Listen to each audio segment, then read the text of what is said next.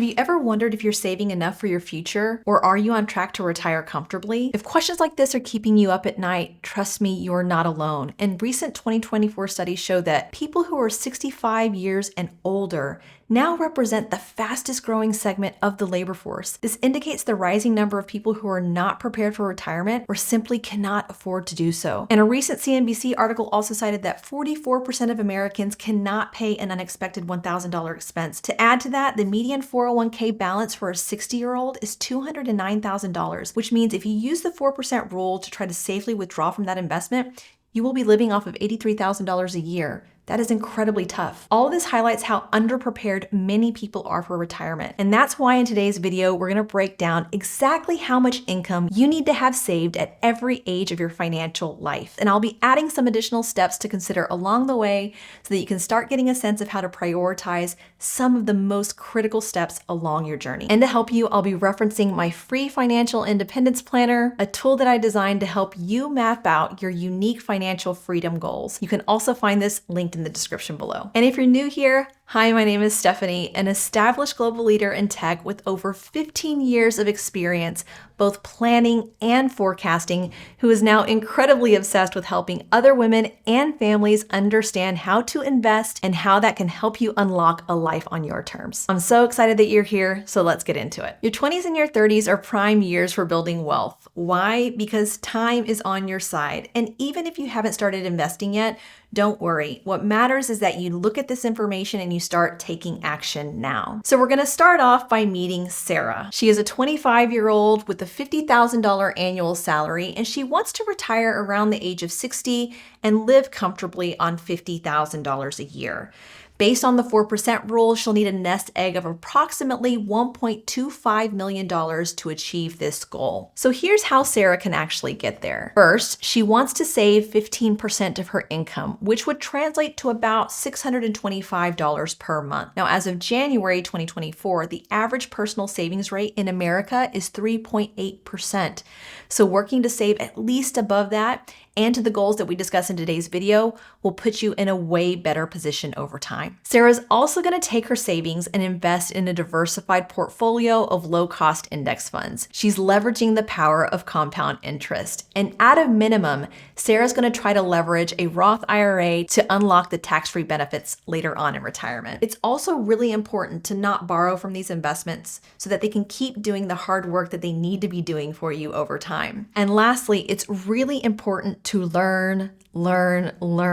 The more you put into practice the learning of money and your finances, the more this will become common knowledge to you and part of your everyday. The number one book that I recommend for those looking to learn about financial independence is linked in the description below.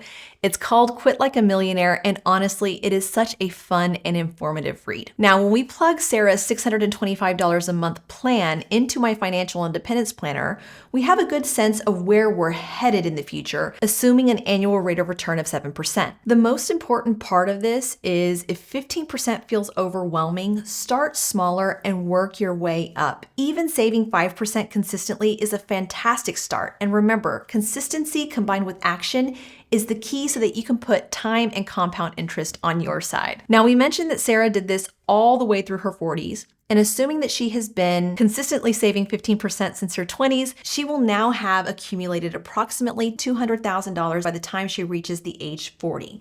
This will put her investment 32% higher than most 40-year-olds with 401ks, and that's amazing.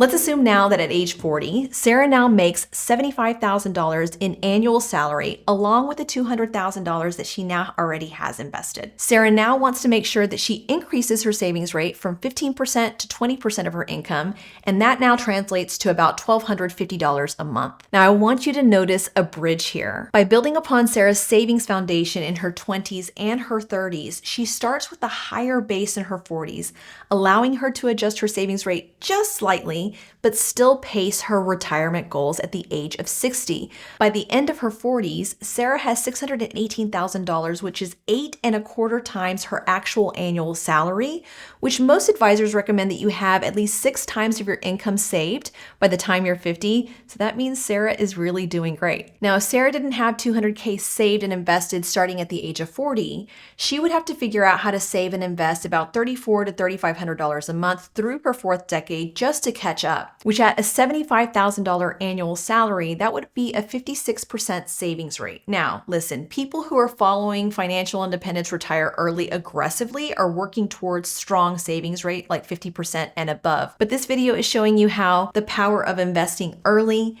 and often snowballs along the way. Now, as you enter your 40s, you should be ensuring that you're maximizing every bit of earnings that you can, even if that means making your career aspirations and goals very clearly known to management and putting yourself out there for higher paying work. And if you need to move companies to capture that additional income, it will really pay off over time. You also want to work to accelerate your savings efforts as necessary. You want to make sure that you're maxing out all of your retirement accounts and getting any employer matches along the way, because it's essentially free money that can boost your savings potential and your goals. Be sure to also have a very clear budget and an aggressive bad debt payoff plan if you have any lingering debt from your 30s, so that you can free up more investing dollars along the way. And start working through what you really envision your retirement to look like, so that you can start making realistic adjustments now through your high income earning years versus waiting longer. So now let's move into our 50s. Since Sarah was diligent after 25 years old with our 15% savings rate between 25 and age 40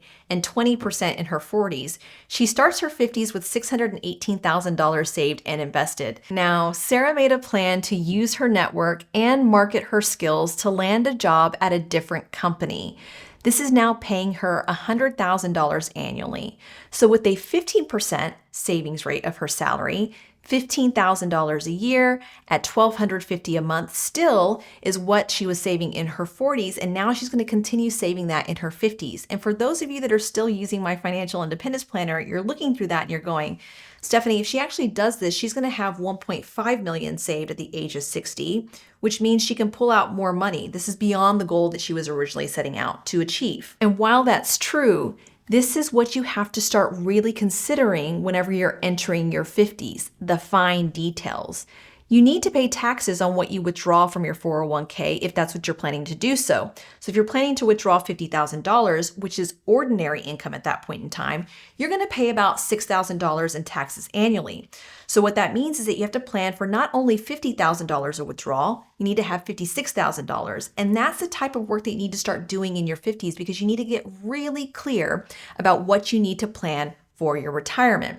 The other consideration is saving more than the 15% to potentially buffer your emergency fund as you start to inch towards retirement. You'll also have the option to start doing catch-up contributions in your retirement accounts.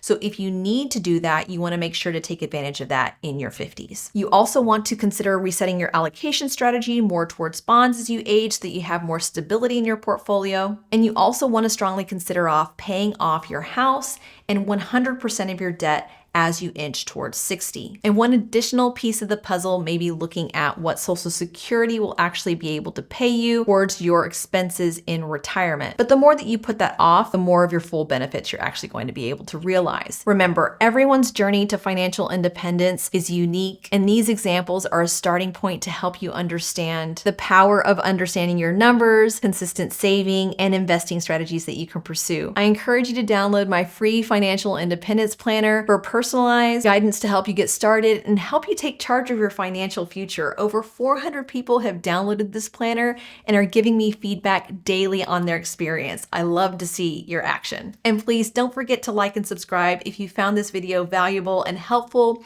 towards helping you on your path towards financial freedom. And I hope today's video gave you just a little bit more food for thought on how you can give yourself permission to be wealthy.